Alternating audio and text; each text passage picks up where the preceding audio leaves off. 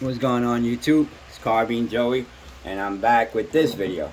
Alright, so like I said on my last video when I did the gold lettering that I was putting on these grips. These grips come from JBM Trading. I got them off of eBay. I will put the name, it's from Grip on Us. And I explained in my last video how these were half the price of the bigger name brands. And what they do is the big name brands, when they have overstock or something like that, they sell the material to these lower companies, and you know they could sell them way cheaper. I have these big name brand rubber grips or rubber covers on a couple of other firearms, and they're identical. I'm talking about the thickness, the feeling, all of that. So this one says, you know, it's not perfect. It says to try it on first and set it up before you heat it up. I got my heat gun here. This got to be very careful on polymer. You don't want to heat it up above 130 degrees, but how the heck are you going to know that you're at 130 degrees? So you just got to be careful. So I'm going to take this off and just cut the backing off of just one side, so that way I can at least get it measured up to one side. And look at that backing. I don't know if you're going to be able to see it on camera, but wow, this glue is extremely strong, and the backing has that material in the back which shows that this ain't cheap. When you see them completely just plain shiny and it don't have the marks from the stippling in the front, that means that the grip is not that strong. Alright, so I'm going to try to get this on camera here. First, you got to get this on here. The main thing is to make sure that the name of the firearm is in perfect alignment. So I start with the Ruger. I start with the circle first, and then just move it around till I feel comfortable. And I don't push it down too hard. I just try to get it lined up as best as I can. So that way, if I have to pull it back off a little bit, I can. And you know, of course, the cuts are not gonna be exactly perfect, but the main thing is down here. You don't want any of that to be leaning over, because it's gonna just come off. So that one is slightly leaning over, so we're gonna have to lift it up a little bit. So I try to get it right on that mark as far as where the Ruger stands at. Then you want to watch your corners. I wish I would be able to really show exactly how I put these on. Like I said, you see, I'm not letting it pass that part there. It's even there, it's even here, you know. So the main thing, you don't want where you can rub your finger on that. So then I go ahead and take the other part off. On some of the other grips, they will already have this off, the white part. So the main thing is just wrapping it around and trying to get it where, and you have to stretch this because it's rubber. So as you stretch it, you want to try to get that to line up the same way you lined it up on the other side. And once you got it there, see, this one needs to be lifted up a little bit.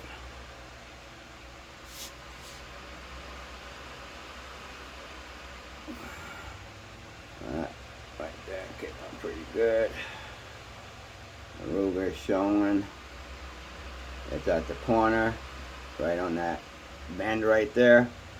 And there's my bend. It's still got, see, this one came over all the way over. This side didn't. So that, once again, and be taken off, because you want it to be identical on both sides. So like I said, you're going to have to stretch these things a little bit. So, but you don't want to pull on it too hard because it will rip. So you just got to manipulate it. It's trial and error.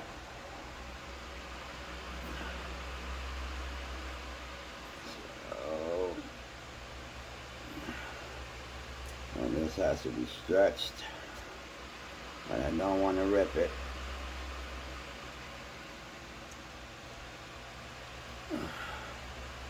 So the Ruger shows they're good. This side needs to be pulled back some. It's not leaning over there. Pretty even there.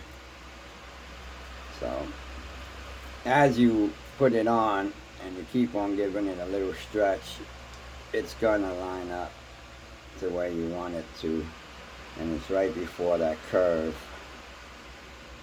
So we'll try it there and move this one over. So it's like I said, it's trial and error on the second side. The first side you shouldn't have, you know, that's where you line it up at. So kind of a pain, as I like things to be exactly how they're supposed to look. So, and I rub my hand with alcohol, so that way it grabs on the same side. This one actually now can be pulled back a little bit. So there you go. You got your safety. See, this one here is covering my safety a little bit, so I'm gonna have to pull it back a little bit. And once that's on there and it's on your safety, you ain't getting that off once you put this heat gun to it. So if you can tell, the glue on this thing is amazing. It's pretty strong.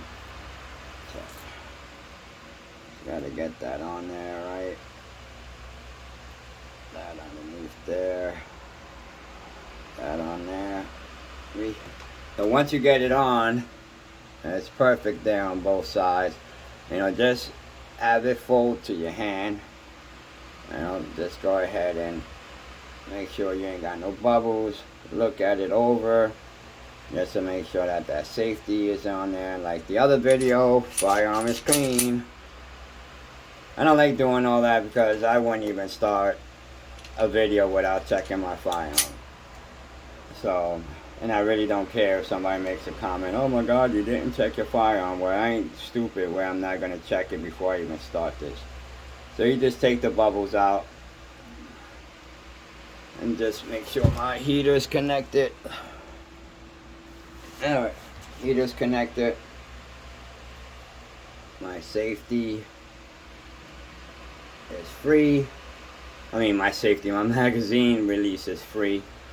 So let me just make sure everything is connected here, and we'll be right there.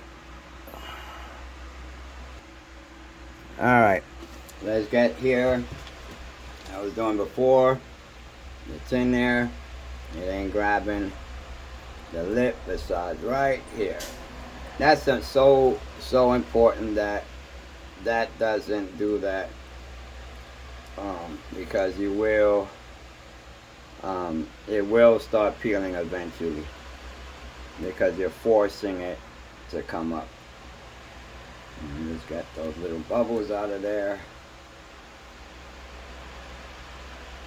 It all depends on, every firearm is going to be completely different. So safety is clear.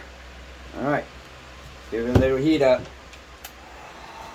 Don't want to heat it up too much, so you just keep it on low, and you want to heat it up all the way around the corners here.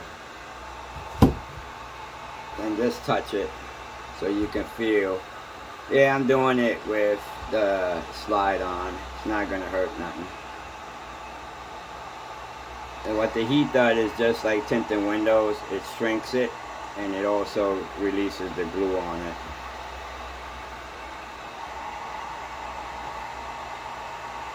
You just really want to get them corners in there so it doesn't peel off.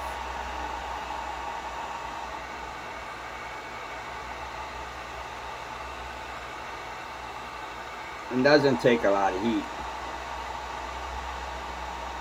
And once it dries up, it's gonna seal on it. So you ain't gotta sit there and make this thing cook.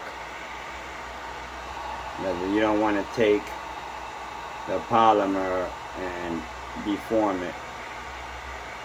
And as you're heating it up, you can actually see it forming itself to the plastic, to the polymer. So I think that's more than enough. I got my line there, gripping it, make sure I get my hand, because when you grip it, if your hand is going to move that at any position, it's going to do it. So you see how I got my line there, I got my line there, and that's it. Came out pretty good.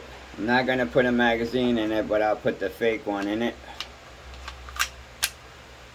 See, I still can see the blue, and I can still see the blue here. It's not going over.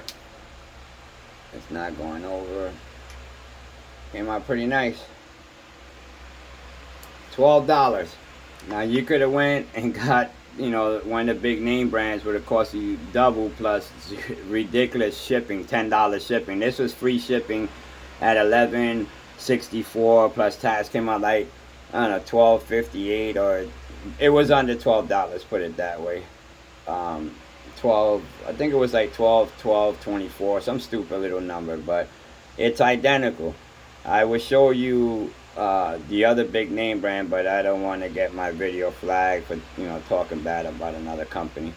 But same material, and the other company's grips are freaking awesome, but here you go, half price for the same. So after you let it cool down, I always go ahead and give it another shot. And what that does is, if there was any bubbles in there, it's going to release the bubbles on it. And like I said, you don't have to bake this thing, because it already has a very strong adhesive. And you can feel that. Then, with your hand, you're able to stretch it out a little bit if you have to. So you can line it up to the way you want it. And that's it. It's perfect. Perfect lineup. Looks good. So, magazine comes right out. Beautiful. Beautiful, beautiful. The colors with the gold really, really made it stand out. The grip. So this firearm is over and done with. I have some more videos coming up of another firearm that I have that I did. The sights were white, and I used fluorescent nail polish from Walmart and turned them, that fluorescent green. Of course, they're not going to grow in the dark because they're not HV2 sights, but it's going to work. Alright, YouTube, thank you very much for watching this video. I appreciate it. If you could please like, subscribe, share my videos, subscribe, give me a chance to build this channel back up. I would really appreciate it. Alright, everyone, you have a blessed day.